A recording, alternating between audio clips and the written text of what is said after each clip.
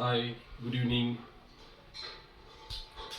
तर मला खात्री आहे तुम्ही मागील 3 दिवसामध्ये आपण सुरुवातीच्या पहिल्या दिवशी आपण शिकलो इंग्रजी लिहिता कसे येईल, वाचता कसे येईल. त्यानंतर आपण शिकलो प्रोनाउन्स म्हणजे सर्वनाम आणि त्याचे प्रकार. काल आपण शिकलो simple present tense.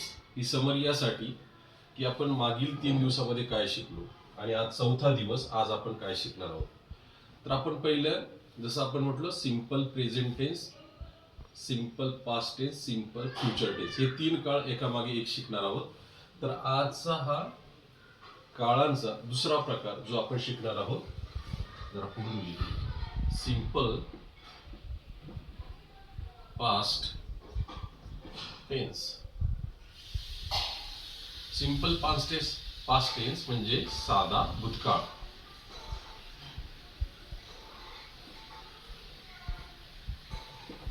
Simple past tense. तर साध्या भूतकाळामध्ये जसं आपण काल बघितलं पहा, सिंपल प्रेझेंट टेन्स मध्ये त्याची ओळख काय, तो काळ कसा ओळखायचा. तर त्या काळाच्या शेवटी म्हणजे त्या वाक्याच्या शेवटी मराठीमध्ये ते, तो, ता, तोच आलं पाहिजे. उदाहरणार्थ मी आंबा खातो, ती आंबा खाते, ते आंबा खातात आणि त्यानुसार आपण कर्ता, क्रियापद आणि कर्म अशी आपण त्याची वाक्यरचना सूत्र ठेवलं होतं. त्यानुसार आपण वाक्यरचना बनवली होती. आता क्रियापद तुम्हाला माहिती आहे, सर्वनाम तुम्हाला कर्ता म्हणून वापरायचे आहेत किंवा जे काही नाव असेल ते कर्ता म्हणून वापरायचं आहे. बाकीचा राहिलेला जो पार्ट आहे तो कर्म म्हणून वापरायचा. उदाहरणार्थ मी आंबा खातो, मी मध्ये कर्ता मी आहे, खातो क्रियापद आहे आणि राहिलेला भाग हा कर्म आहे असं समजा. तसं साधा भूतकाळामध्ये त्याची जर ओळख जर आपल्याला जर विचारली, साधा भूतकाळ कसा ओळखायचा, तर ले, लो, ला, ली वाक्याच्या शेवटी हे शब्द यायला पाहिजेत मराठीमध्ये. उदाहरणार्थ मी आंबा खाल्ला, लाल, तिने आंबा खाल्ला, त्यांनी आंबा खाल्ला, ती गावाला गेली तर लिहिली, ते गावाला गेले, तो गावाला गेला. तर या पद्धतीने ही वाक्यरचना होईल. म्हणजे क्रिया झालेली आहे साधा भूतकाळामध्ये. मग याचं सूत्र काय असेल, याचं सूत्र आहे कर्ता, क्रियापद प्लस कर्म. बघा वर्तमान काळाला पण हेच होतं, कर्ता, क्रियापद, कर्म. सिंपल प्रेझेंटला पण तेच होतं. फक्त इथं आपल्याला काय करायचंय, क्रियापदाचे दुसरे रूप घ्यायचे.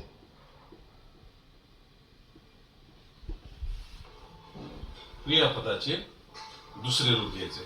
उदाहरणार्थ आता एक आपण गोचं पहिलं रूप काय म्हणजे गो, त्याचं दुसरं रूप काय आहे वेंट, आणि तिसरं रूप काय आहे गॉन.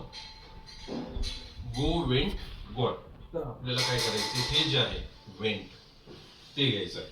म्हणजे जर आता इथं काय म्हटलंय मी आंबा खाल्ला, तर इंग्लिशमध्ये काय होईल, मीला आई. त्याच्यामध्ये क्रियापद काय आहे खाणे, खाण्याचा शब्द काय आहे, जसं खाण्याला इट, एट आणि इटन. त्यासाठी तुम्हाला ही क्रियापद पाठ करायची, कारण प्रत्येक वाक्यात इंग्रजीमध्ये क्रियापदांशिवाय वाक्य बनत नाही आणि मराठी सुद्धा क्रियापदाशिवाय वाक्य बनत नाही. तेव्हा आपल्याला क्रियापद पाठ असणे गरजेचे आहे. तर साधा भूतकाळामध्ये ईटचं म्हणजे खाण्याचं दुसरं रूप आपण घेतलं एट. I eight mango. हे जर मला म्हणायचे ती गावाला गेली, तर कसं म्हणता येईल, शी क्रियापद, तिचं शी झालं, जे सर्वनामांमध्ये आपण शिकलेलं आहे. शी गेली, गेलीचं काय झालं गोचं went, she went to village. She went to village. तर मित्रांनो, इतकं सोपं आहे. अशी हजारो वाक्य असं तुम्हाला करता येईल. जसं आपण काल शिकलो, वाक्य किती प्रकारचे असतात? एक होकारार्थी असतं, दुसरं नकारार्थी असतं, आणि तिसरं जे असतं ते प्रश्नार्थी वाक्य असतं, आणि चौथं जे असतं ते सहाय्यकारी क्रियापदापासून तयार होणार असतं. आता मग याच्यामध्ये सहाय्यकारी क्रियापद जे आहे ते डीड आहे. काय आहे? डीड. सहाय्यकारी क्रियापद डीड आहे. आता जर मला हे वाक्य बनवायचं आहे नकारार्थी वाक्यामध्ये, नकारार्थी, उदाहरणार्थ, मी आंबा खाल्ला नाही, तर इंग्लिश मध्ये होईल आय. आता बघा, थोडं इथं प्रॉब्लेम असा होतो की ज्यावेळेस आपण डीड वापरतो त्यावेळेस आपण दुसरं रूप न घेता पहिलं रूप वापरतो, म्हणजे नकारार्थी वाक्याचं सूत्र चेंज होतं. नकारार्थी वाक्याचं सूत्र आहे, पहिला येतो कर्ता, नंतर येतं डीड नॉट, नंतर येतं क्रियापद. दुसरं रूप नाही घ्यायचा, पहिलंच रूप, आणि चौथं येतं कर्म. म्हणजे I did not eat mango. बघा, एट नाही घेतला आपण तिथे, कारण इथं आपण डीड घेतल्यामुळे इथे आपण काय ठेवलं? ऍज इट इज जे काही क्रियापद आहे तेच ठेवलं.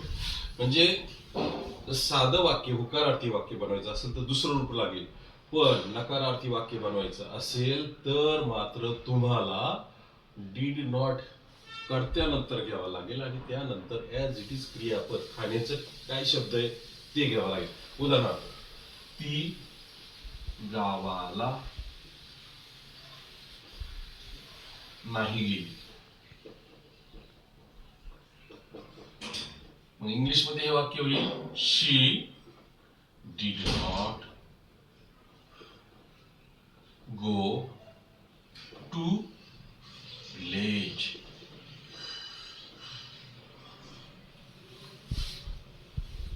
शी did not go to village. अशा पद्धतीनं सकाळ म्हणजे होकारार्थी वाक्य आणि नकारार्थी वाक्य आपण शिकतो.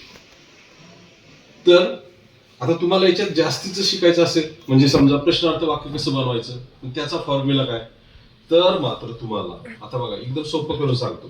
तर तुम्हाला काय करायचंय, पेज नंबर 27 नंतर हा जो फॉर्म्युला आहे, पेज नंबर 27 नंतरचा हा फॉर्म्युला तुम्हाला रीड करायचा आहे.